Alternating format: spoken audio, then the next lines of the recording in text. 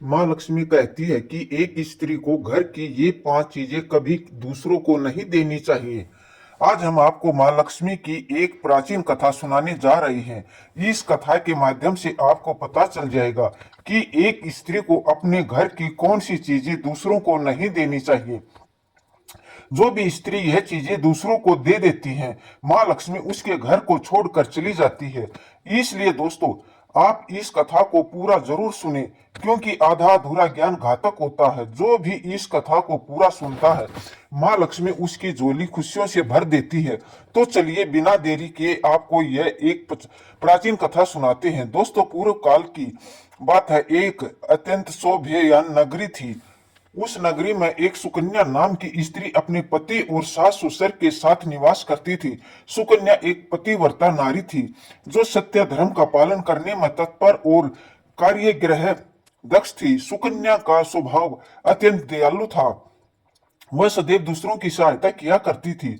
सुकन्या का पति संजय एक वेश्य था। उसके अनाज की एक दुकान थी। वह बाजार में लोगों की जरूरत की चीजें बेचा करता था। सुकन्या अपने पति से बहुत अधिक प्रेम करती थी। वह अपने पति को ही परमेश्वर मानकर उसकी सेवा करती थी।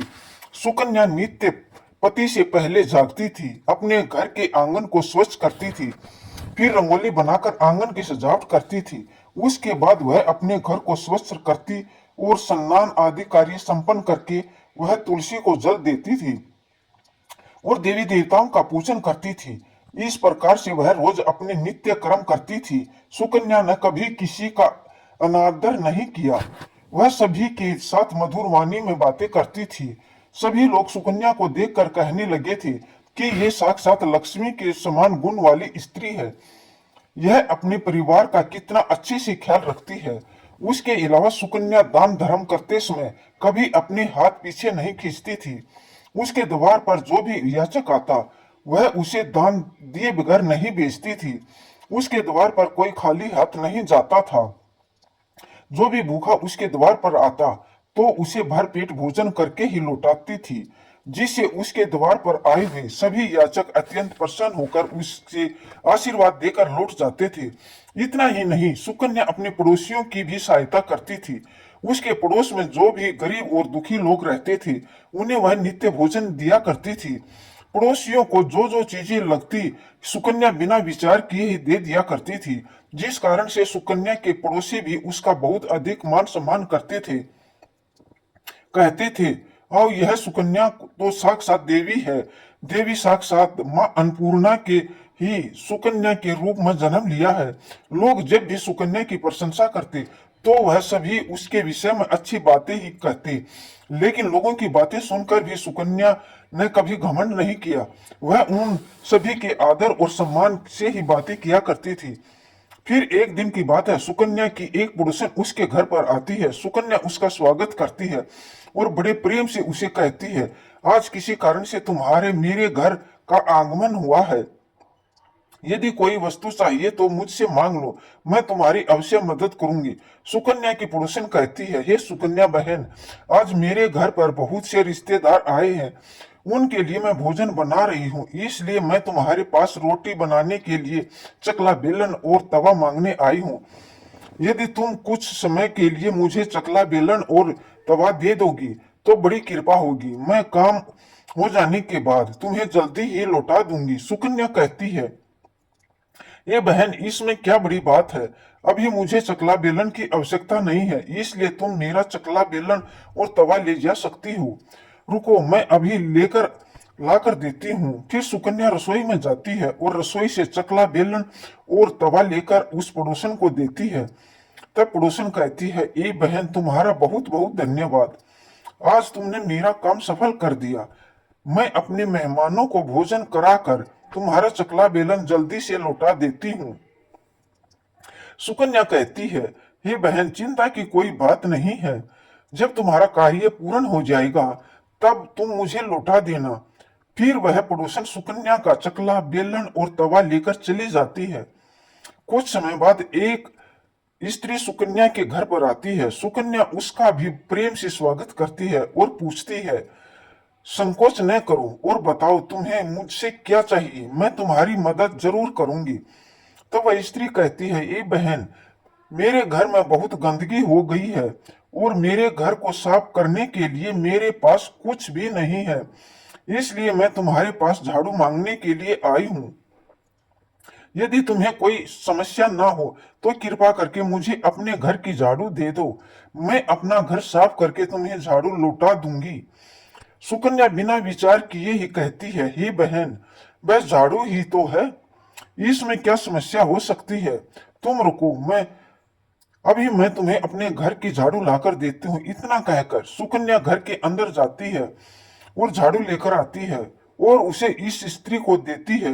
वह स्त्री सुकन्या के घर की झाड़ू लेकर चली जाती है और फिर कुछ देर बाद अन्य एक स्त्री सुकन्या के घर पर आती है। सुकन्या उसका भी बड़े प्रेम से स्वागत करती है। सुकन्या कहती है, बहन पधारो, क्या बात है, आज मेरे घर पर किस कारण से आना हुआ। तुम्हें जो कुछ भी चाहिए निष्कोच होकर कहो, मैं तुम्हारी क्या सहायता करने का प्रयास अवश्य करूंगी। तब वह स्त्री कहती है, हे सुकन्या बहन, तुम बड़ी दयालु हो, मैंने तुम्हारे बारे में बहुत सुना है और तुम भी सभी की मदद करती रहती हो, इसलिए मैं तुम्हारे पास एक छोटी सी मदद मांगने के लिए आई हूँ। सुकन्या कहती है, ये बहन संकोच न करो, तुम्हें जो कुछ भी चाहिए मांग लो, यदि मेरे पास होगा तो मैं मना नहीं करूंगी, मैं तुम्हारी सहायता अवश्य करूंगी। तब यह स्त्री कहती है, सुकन्या बहन, आज मेरी बेटी को के लिए लड़के वाले आ रहे हैं, इसलिए मैं चिंता में हूँ। मेरे पास पहनने के लिए एक भी गहना नहीं है, मैं अपनी बेटी को क्या दूंगी, उसके पास पहनने के लिए अच्छे वस्त्र भी नहीं है, इसलिए कृपा करके मुझे थोड़े गहने और वस्त्र उधार दे दीजिए। केवल एक दिन के लिए, जब लड़के वाले देखकर चले जाएंगे तो मैं तुम्हारे गहने लौटा दूंगी। उस पड़ोसन की बात सुनकर सुकन्या कहती है, बस इतनी सी बात है बहन, तुम चिंता मत करो, तुम्हारी पुत्री मेरी छोटी बहन जैसी है, उसकी सहायता मैं अवश्य करूंगी।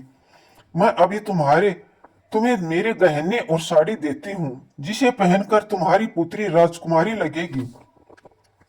फिर सुकन्या अंदर जाती है, गहने और साड़ी लेकर आती है और उस पड़ोसन को दे देती है। वह पड़ोसन प्रसन्न होकर सुकन्या के गहने और साड़ी लेकर चली जाती है। फिर शाम हो जाती है और अन्य एक पड़ोसन सुकन्या के घर पर आती है। सुकन्या उसका भी बड़े प्रेम से स्वागत करती है और कहती है, बताओ मैं तुम्हारी किस प्रकार से सहायता कर सकती हूँ। तुम्हें जो कुछ चाहिए निष्कोच होकर कहो, मैं तुम्हारी मदद करूंगी। वह पड़ोसन कहती है, ये सुकन्या बहन, तुम बड़ी दयालु हो और तुम सभी की मदद करती हो, इसलिए मैं तुम्हारे पास आई हूँ। मेरा बच्चा भूखा है और उसे पिलाने के लिए दूध नहीं है, इसलिए मैं तुम्हारे पास दूध मांगने के लिए आई थी। अगर थोड़ा सा दूध मिल जाता तो बड़ी कृपा होती। सुकन्या कहती है, अरे बहन, इसमें कौन सी बड़ी बात है, लो अभी मैं तुम्हें दूध दे देती हूँ। सुकन्या रसोई में जाती है और थोड़ा सा दूध लेकर आती है और उस पड़ोसन को दे देती है। वह पड़ोसन प्रसन्नता से उस दूध को लेकर चली जाती है। इस प्रकार से सुकन्या अपने सभी पड़ोसियों की मदद कर देती है और प्रसन्न होकर घर का काम करने में लग जाती है। फिर रात होते ही उसका पति घर पर लौट आता है। सुकन्या अपने पति को प्रणाम करती है और उसकी खूब सेवा करती है। रात को दोनों पति पत्नी आनंद से सो जाते हैं। फिर दूसरे दिन में जागते हैं तो उन्हें एक बहुत सी ही बुरी खबर कानों में पड़ती है। एक आदमी दौड़ते हुए सुकन्या के घर पर आता है और सुकन्या के पति से कहता है, हे भाई, कल रात को किसी ने आपकी दुकान लूट ली है, सारा माल गायब है। सुकन्या का पति एकदम से घबरा जाता है और दौड़ते हुए अपनी दुकान पर जाता है तो देखता है उसका सारा माल किसी ने लूट लिया है। वह देखता है कि उसकी दुकान में रखा हुआ सारा धन भी चोरी हो चुका है। वह दुखी और निराश होकर घर पर लौटता है और सुकन्या को सारी बात बताता है, जिसे सुनकर सुकन्या बहुत दुखी हो जाती है। सुकन्या कहती है, अब चिंता न कीजिए जी, हमारे घर में अभी बहुत सारा धन रखा हुआ है, जिससे आप फिर से व्यापार शुरू कर सकते हैं। फिर सुकन्या अपने घर की तिजोरी में देखती है तो वह भी पूरी तरह से खाली दिखाई देती है। उसके अंदर का भी सारा माल अब चोरी हो चुका था। यह देखकर सुकन्या बहुत दुखी हो जाती है। उसे समझ नहीं आता कि यह कैसे हुआ। सुकन्या का पति उस पर बहुत क्रोधित हो जाता है और पूछता है, सुकन्या सच सच बताओ, हमारे घर के अंदर रखा हुआ सारा पैसा कहाँ गया? सुकन्या कहती है, हे स्वामी, मैं घर पर ही थी, सारा धन तिजोरी में ही था, किसने इसे चुरा लिया पता नहीं, कृपा आप शांत हो जाइए, हम कोई ना कोई उपाय जरूर ढूंढ लेंगे। सुकन्या का पति कहता है, यह जो तुम दूसरे लोगों को घर पर बुलाकर खिलाती हो, अनजान लोगों को घर पर बुलाती हो, उसी का फल है। यही नहीं, मैं किसी ने हमारे घर का सारा पैसा चुरा लिया है। क्रोध में आकर सुकन्या का पति उसे भला बुरा कहता है। सुकन्या की सास भी उसे बहुत कोसती है और कहती है, तुम ही पड़ोसियों को घर की चीजें देती रहती हो, बिना सोचे किसी को की मदद कर देती हो, उन्हीं में से किसी ने सारा पैसा चुरा लिया है। घर के सभी लोग सुकन्या को भला बुरा कहने लगते हैं। फिर सुकन्या अपने पति को दिलासा देते हुए कहती है, ये नाथ, मैंने मेरे कुछ गहने हमारी पड़ोसन को दिए हैं, मैं उसके पास से गहने लेकर वापिस आती हूँ। फिर सुकन्या उस गरीब पड़ोसन के घर पर जाती है तो देखती है उसके घर पर कोई नहीं था। वह स्त्री भी घर छोड़कर सुकन्या के गहने लेकर भाग गई होती है। सुकन्या निराश होकर घर पर लौटी और अपने पति को सारी बातें बता देती है। सुकन्या की बात सुनकर उसका पति आग बबूला हो जाता है और सुकन्या को भला बुरा कहने लगता है। सुकन्या का पति कहता है, सुकन्या, तुम बड़ी मूर्ख हो, तुम्हारे ही कारण हमारा सारा धन वैभव चला गया है। हमारे दान देने की आदत के कारण ही हमारे ऊपर यह मुसीबत आन पड़ी है। अब तू इस घर में नहीं रह सकती, तू अभी इसी क्षण इसी घर को छोड़कर चली जा। सुकन्या कहती है, हे नाथ, आपके सिवा मेरा इस दुनिया में कोई नहीं है, मैं आपको छोड़कर कहाँ जाऊं? सुकन्या का पति कहता है, तू कहीं पर भी जा, लेकिन अब इस घर में तू नहीं रह सकती, तेरे कारण ही मेरा सब कुछ बर्बाद हो गया है। तू इस घर में रहेगी तो बचा हुआ सब कुछ नष्ट हो जाएगा। सुकन्या अपने पति को हाथ जोड़कर विनती करने लगती है, हे स्वामी, ऐसा ना कहिए, मैंने कोई अपराध नहीं किया है, आपके बगैर मैं जीवित नहीं रह सकती, मुझ दासी को आप घर से मत निकालिए। लेकिन सुकन्या का पति उसकी एक नहीं सुनता है और उसे अपने घर से धक्के मार कर निकाल देता है और कहता है, अब तुम इस घर से चली जाओ और लौट कर मत आना, चाहे तो किसी नदी में कूद कर अपनी जान दे दे, लेकिन अब तो इस घर में मेरे साथ नहीं रह सकती। फिर सुकन्या दुखी होकर रोते हुए अपने पति के घर को छोड़कर चली जाती है।